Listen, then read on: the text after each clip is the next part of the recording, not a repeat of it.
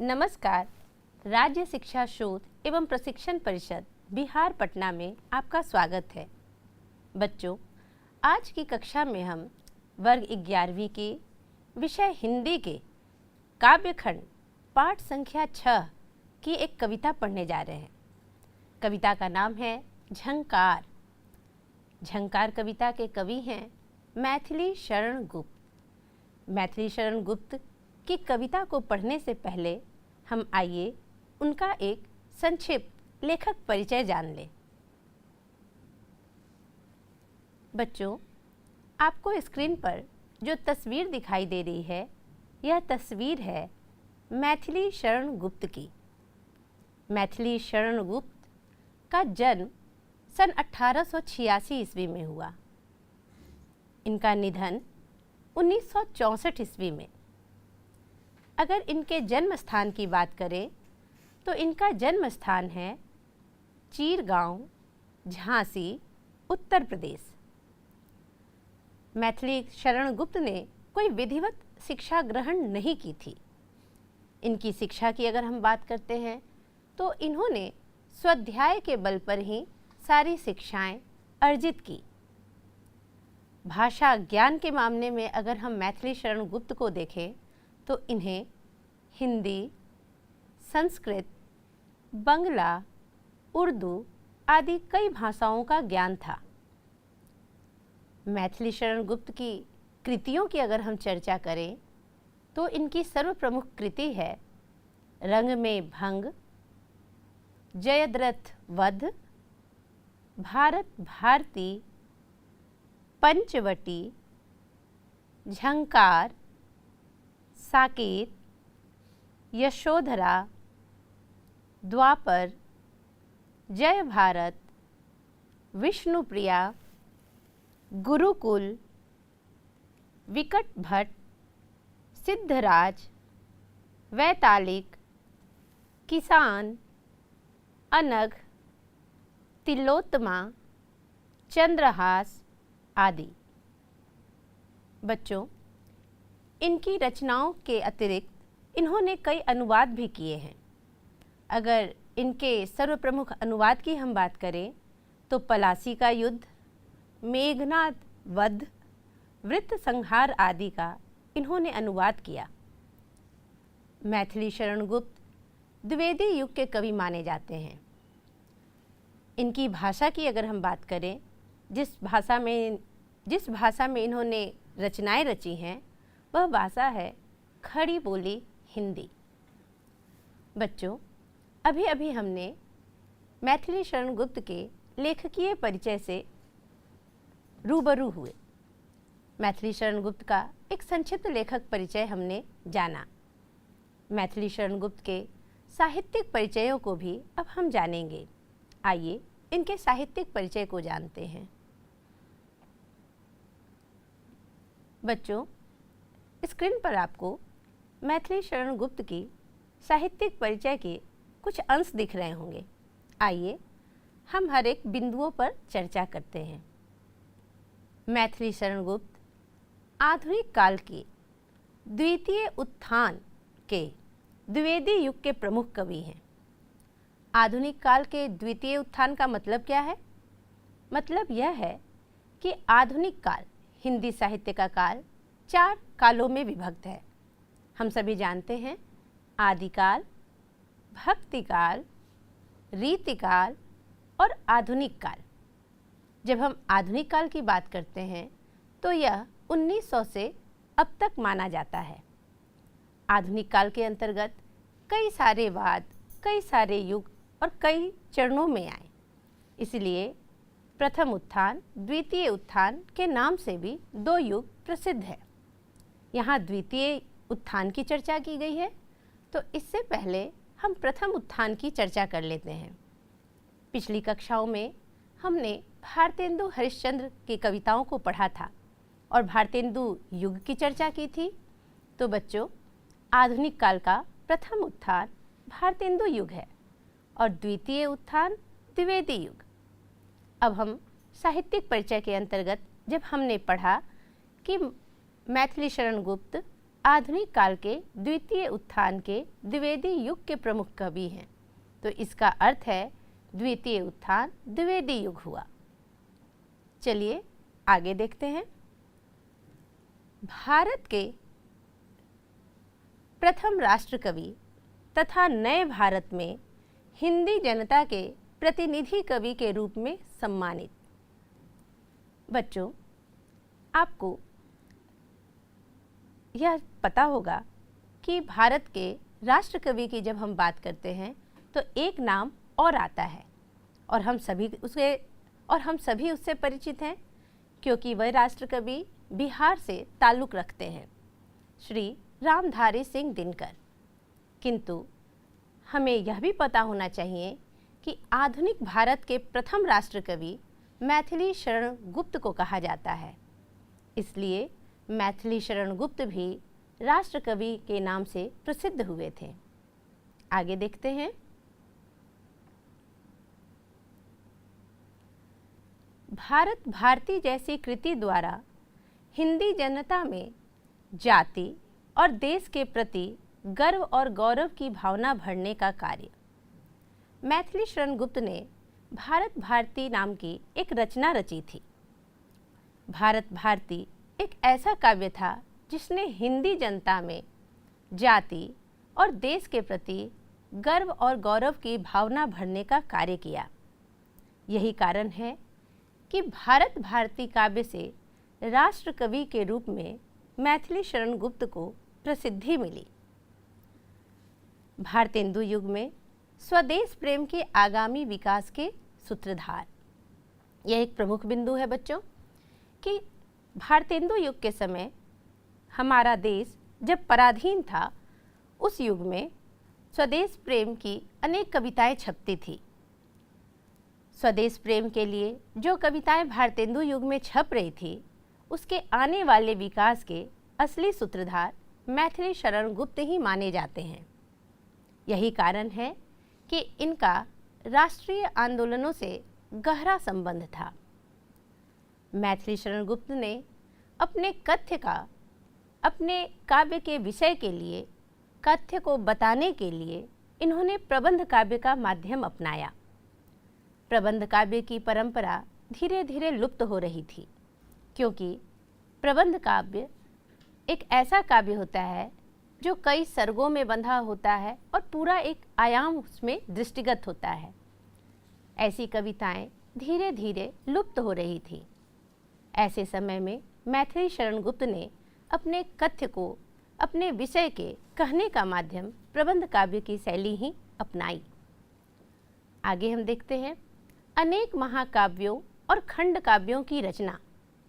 मैथिली शरण गुप्त ने अनेक महाकाव्य और खंड काव्य की रचनाएं की। मैथिली शरण गुप्त वैष्णव एवं राम भक्त थे। आगे देखते हैं। मैथिली शरण गुप्त की एक प्रमुख रचना है जिसका नाम है साकेत। यह एक उत्कृष्ट महाकाव्य है। साकेत, जिसका अर्थ अयोध्या है, इसकी रचना का मुख्य उद्देश्य उर्मिला को उपेक्षिता न रखना था तथा नाम साकेत इसलिए है कि इसमें अयोध्या में होने वाली घटनाओं और परिस्थितियों का ही वर्णन प्रधान है। बच्चों, साकेत एक उत्कृष्ट महाकाव्य है। साकेत की चर्चा आधुनिक काल में उतनी ही की जाती है जितनी आदि कवि वाल्मीकि की रामायण की रचना, या फिर भक्ति काल में चले जाए तो तुलसीदास के रामचरितमानस की जितनी प्रसिद्धि हुई, उतनी ही प्रसिद्धि आधुनिक काल के द्विवेदी युगीन कवि मैथिली शरण गुप्त को भी मिली, उनकी रचना साकेत पर। आगे हम देखते हैं। इनकी एक और प्रमुख रचना है जिसका नाम है द्वापर। द्वापर कृष्ण कथा पर आधारित है। एक और रचना है जो बहुत ही प्रसिद्ध हुई जिसका नाम है यशोधरा। यशोधरा बुद्ध कथा को लेकर लिखा गया लोकप्रिय काव्य है। यशोधरा में भी यशोधरा को उपेक्षित न रखने का इन्होंने संकल्प लिया था।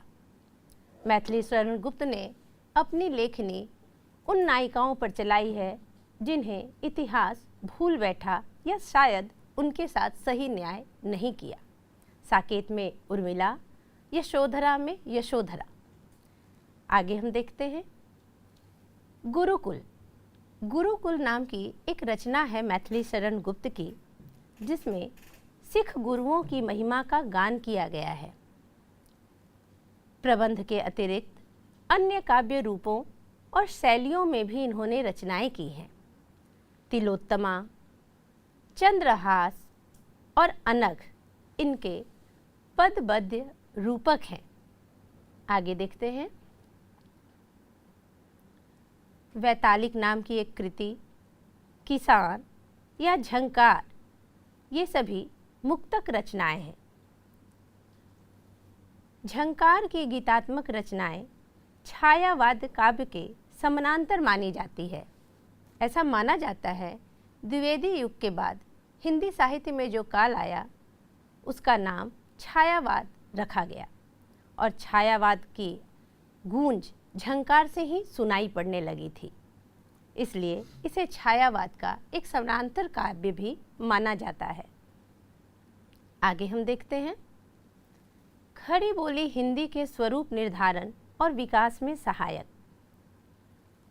बच्चों, पिछली कक्षा में हमने जाना था भारतेंदु हरिश्चंद्र के समय उनके युग में गद्य की भाषा खड़ी बोली हिंदी अपनाई गई थी, किंतु पद्य की भाषा पूर्व से आ रही ब्रज भाषा को ही उन्होंने प्रधानतः और मुख्यतः रूप से अपनाया था।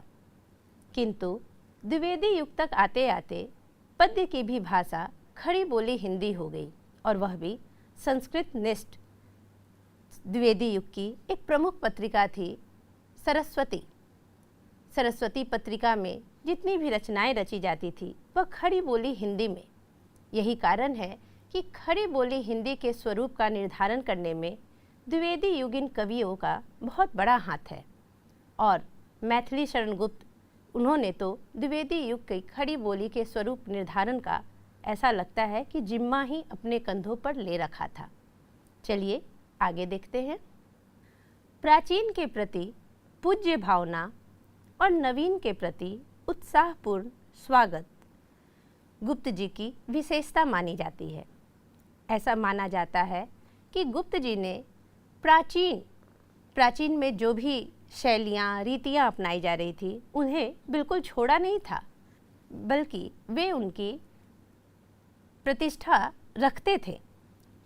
नवीन के प्रति भी उनका एक आग्रह था और वह भी उत्साहपूर्वक। उन्होंने कालानुसरण की अद्भुत क्षमता अपनाई हुई थी। जो भी काल के समानांतर रहता है वह व्यक्ति जीवन में आगे बढ़ता है। मैथिली शरण गुप्त ने भी अपने काल में खड़ी बोली हिंदी के आगमन होने पर खड़ी बोली हिंदी का पूर्णतः और जोरदार प्रयोग किया। आइए आगे देखते हैं। झंकार कविता। झंकार कविता जो हमें अपने पाठ्य पुस्तक में पढ़नी है, झंकार नाम के ही काव्य संग्रह में संकलित है। द्विवेदी युग के प्रतिनिधि कवि की यह ऐसी कविता है जिसमें आगे का स्वच्छंदतावादी का पूर्वाभासित होता है। स्वच्छंदतावादी भावनाओं का पूर्वभासित काव्य है द्विवेदी युग के प्रतिनिधि काव्य। अगर हम झंकार कविता की बात करें तो इस कविता में स्वाधीनता तथा मुक्ति की प्यास दिखाई पड़ती है। कविता के माध्यम से संपूर्ण राष्ट्र की मुक्ति की कामना दिखाई गई है। बच्चों, चूँकि द्विवेदी युग का समय भी हमारा भारत पराधीनता से गुजर रहा था, पराधीनता की बेड़ियों में जकड़ा हुआ था, इसलिए द्विवेदी युग की कविताओं में राष्ट्र प्रेम, स्वाधीनता के प्रति आग्रह स्पष्ट ही दिखाई पड़ता है। बच्चों, स्वाधीनता के प्रति आग्रह, राष्ट्र प्रेम, मुक्ति की कामना, इन सभी का एक लक्षण जो है वह झंकार कविता में स्पष्ट दिखाई पड़ता है।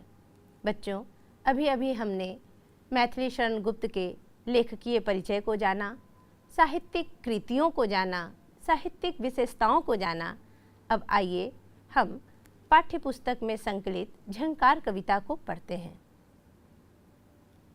कविता झंकार आपको स्क्रीन पर दिखाई दे रही होगी। कविता इस प्रकार है। इस शरीर की सकल शिराएं हो तेरी तंत्री के तार, आघातों की क्या चिंता है, उठने दे ऊंची झंकार।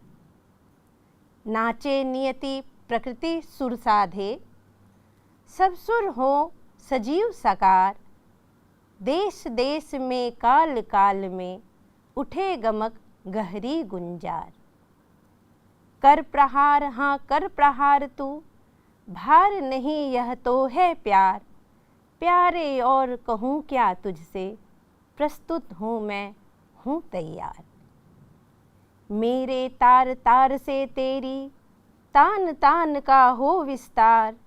अपनी अंगुली के धक्के से खोल अखिल श्रुतियों के द्वार।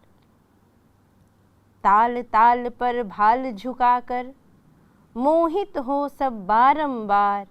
लय बंध जाए और क्रम क्रम से सब में समा जाए संसार। इस शरीर की सकल शिराएं हो तेरी तंत्री के तार। आघातों की क्या चिंता है, उठने दे ऊंची झनकार। बच्चों, अभी अभी हमने झनकार कविता का वाचन किया। झनकार कविता का वाचन करने से ही ऐसा लगता है कि हमारा रोम रोम सिहर उठा। सोचिए, मैथिली शरण गुप्त की अन्य रचनाओं को भी अगर हम पढ़ेंगे तो हमारे भीतर राष्ट्र प्रेम क्यों ना जागृत हो जाएगा। आइए अब हम कविता के प्रत्येक अंश का अर्थ समझें। इस शरीर की सकल शिराएं हो तेरी तंत्री के तार। बच्चों, कविता झंकार, झंकार का अर्थ होता है संगीतमय ध्वनि। इस शरीर की सकल शिराएं, हमारे शरीर की जो सकल शिराएं हैं, सकल यानी संपूर्ण, सारी शिराएं। शिराएं का अर्थ होता है नस, नाड़ी या धमनी। हमारे शरीर की जितनी धमनियां हैं, नस हैं, नाड़ी हैं, वो सभी हो तेरी तंत्री के तार। कवि कहते हैं कि मातृभूमि भारत के लिए ये सारी शिराएं, ये नस, ये नाड़ी, ये धमनियाँ वीणा के तार के समान हो जाएं। वीणा के तार, तंत्री के तार। तंत्री के तार का अर्थ होता है वीणा या तार के वाद्य यंत्र। यहाँ कवि कहना चाहते हैं कि अपनी मातृभूमि के लिए हमारे शरीर की जितनी नस और नाड़ी या धमनियाँ हैं, वो सभी तंत्री के तार के समान हो जाएं, वो सभी वीणा के तार के समान हो जाएं। जिस प्रकार वीणा के तार केवल वीणा के लिए बजते हैं, उसी प्रकार हमारे शरीर का एक एक नस हमारी मातृभूमि के लिए ही गुंजायमान हो। आगे वे कहते हैं, आघातों की क्या चिंता है, उठने दे ऊंची झंकार। कवि कहते हैं कि मुझे कोई आघातों की, चोटों की चिंता नहीं है, उठने दे ऊंची झनकार। हमारे भीतर जितना जोश है, जो ध्वनि है, वह सब ध्वनिमय हो जाए, संगीतमय हो जाए। यह पूरा भारत, यह पूरी मातृभूमि के लिए हमारी जनता अपने मातृभूमि के लिए नतमस्तक हो जाए, गुंजायमान हो जाए, वे तंत्री के तार हो जाएं। आगे कवि कहते हैं, नाचे नियति प्रकृति सुर साधे, सब सुर हो सजीव सकार। कवि कहते हैं, नाचे नियति, नियति यानी भाग्य, भाग्य भी हमारे इशारे से नाचे।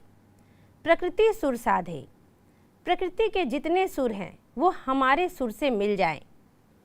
सब सुर हो सजीव सकार, कोई सुर, कोई ध्वनि, कोई लय निर्जीव ना रहे, वह सभी सजीव हो जाएं, साकार हो जाएं।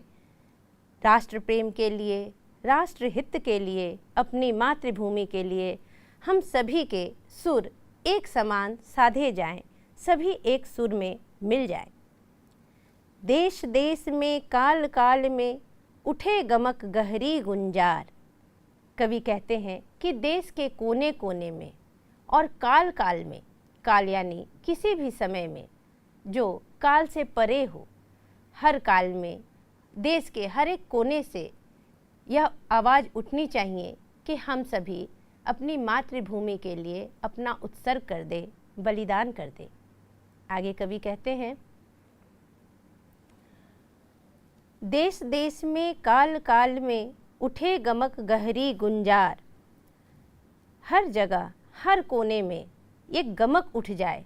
यह जो गमक है वह कंपनपूर्ण रमणीक ध्वनि के समान है। उसकी गुंजार, उसकी गूंज देश के हर एक कोने कोने में फैल जाए। हमारी मातृभूमि के लिए सबके सुर से सुर मिल जाए। आगे कहते हैं,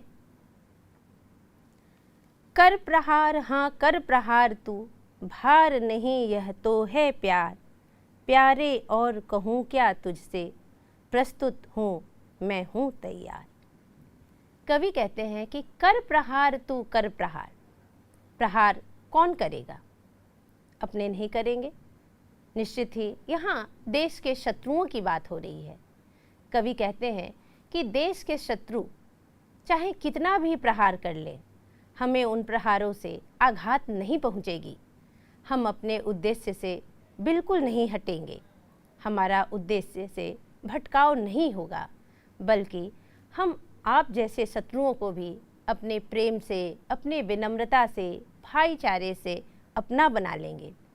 यहाँ बच्चों, मैथिली शरण गुप्त पर महात्मा गांधी का प्रभाव स्पष्ट ही देखा जा सकता है।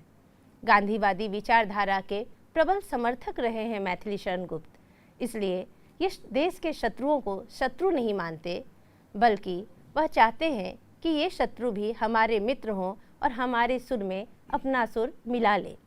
आगे वे कहते हैं, प्यारे और कहूँ क्या तुझसे, प्रस्तुत हूँ मैं हूँ तैयार। कवि कहते हैं कि आप भी हमारे प्रेम के पात्र हैं। हमारे भारत में हर कोई प्रेम का एक पात्र है। वे कहते हैं कि मैं तैयार हूँ, प्रस्तुत हूँ। हम जैसे भारतीय, सारे भारतीय प्रस्तुत हैं अपने देश के लिए बलिदान करने के लिए, उत्सर्ग करने के लिए। आगे वे कहते हैं, मेरे तार तार से तेरी, तान तान का हो विस्तार, अपनी अंगुली के धक्के से खोल अखिल श्रुतियों के द्वार। कवि कहते हैं, मेरे तार तार से यानी मेरे रेशे रेशे से, तान तान का हो विस्तार यानी कि हर जगह जो मैं गीत गुनगुना रहा हूँ राष्ट्र प्रेम का, वह गुण जो मैं गीत गुनगुना रहा हूँ राष्ट्र प्रेम का, वह कोने कोने तक इसकी तान पहुँच जाए, इसकी आवाज़ देश के कोने कोने में पहुँच जाए। कहते हैं, अपनी अंगुली के धक्के से खोल अखिल श्रुतियों के द्वार। अखिल श्रुतियों के द्वार कहने का तात्पर्य है कि श्रुति यानी ध्वनि और अखिल यानी संसार। कहते हैं कि पूरा संसार, संपूर्ण, अखिल मतलब संपूर्ण संसार। कहते हैं कि मेरी उंगलियों के धक्के से, कहने का अर्थ है कि हमारे हाथ अपने देश की रक्षा के लिए उठे। पूरे संपूर्ण संसार में, अखिल संपूर्ण राष्ट्र में, संपूर्ण संसार में हमारी ध्वनियाँ पहुँच जाए। खोल श्रुतियों के द्वार यानी वह द्वार द्वार तक यह संदेश फैलाना चाहते हैं कि हमें अपने राष्ट्र प्रेम के लिए, राष्ट्र हित के लिए आगे आना चाहिए और कहना चाहते हैं कि हमें हाथों में हाथ मिलाकर अपने देश के लिए लड़ने के लिए खड़ा होना चाहिए। देश की आज़ादी के लिए हम सभी का एक होना आवश्यक है। आगे वे कहते हैं, ताल ताल पर भाल झुकाकर मोहित हो सब बारंबार, लय बंध जाए और क्रम क्रम से सब में समा जाए संसार। ताल ताल पर भाल झुकाकर कहते हैं कि हमें सिर झुका करके देश के लिए एक सहमत होना होगा। हमें अपना सर झुका करके अपने देश के लिए विनम्रतापूर्वक खड़े रहना होगा। जो भी आदेश, जो भी स्वाधीनता के लिए पूरे संसार में उद्घोषणा होगी, उसे सर झुकाकर मान लेना होगा। आगे कहते हैं, मोहित हो सब बारंबार, लय बंध जाए और क्रम क्रम से सब में समा जाए संसार। कहने का अर्थ है कि हमारा लय और सबका लय एक लय में बंध जाए, हम सभी एक लयबद्ध हो जाए। और हमारा लय क्या है? हमारा लय है स्वतंत्रता संग्राम के लिए एकजुट होना। सम में समा जाए संसार। बच्चों, यहाँ सम का अर्थ होता है संगीत का शांतिमय चरम क्षण। संगीत जब अपने चरम अवस्था पर आनंद देने के क्रम में संगीत जब चरम अवस्था पर पहुंच जाता है, उस क्षण हमें एक मानसिक और हार्दिक शांति की अनुभूति होती है। कवि कहते हैं यही सम है। सम यानी बराबर का भाव। जिस उद्देश्य से और जिस आनंद की अनुभूति एक गायक कराना चाहता है और एक श्रोता उसी अनुभूति को जब महसूस कर लेता है, अनुभूत कर लेता है, तब की स्थिति एक सम की स्थिति होती है। मैथिली शरण गुप्त कहना चाहते हैं कि मैं अपने राष्ट्र के लिए जो स्वर गुनगुनाना चाहता हूँ, जो झंकार उत्पन्न करना चाहता हूँ, जो ताल देना चाहता हूँ, मैं चाहता हूँ कि समस्त भारतवासी भी उसी ताल पर गुंजार करें, उसी झंकार को वह भी झंकारित करें। तो बच्चों, हमने अभी अभी झंकार कविता को पढ़ा और समझा। अगली कक्षा में हम झंकार कविता के एक सार अर्थ को भी जानेंगे। धन्यवाद।